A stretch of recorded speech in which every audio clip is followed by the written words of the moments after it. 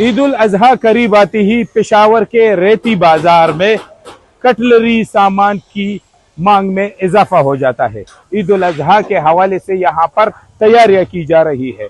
यहाँ पर barbecue stand से लेकर सीख और मुख्तलिफ किस्म के जो चूरी है, चाकू है, वो यहाँ पर न सिर्फ तैयार किए जाते हैं बल्कि इसी जगह पर खरीदो फरोख्त भी की जाती है। हमारे इस बाजार में अंगीठियाँ, सीखें, चूड़ियाँ, तपर, टोका, बड़ी ईद का हर किस्म का सामान मिलता है। रेट जो है मुनासिब मुख्तलिफ है।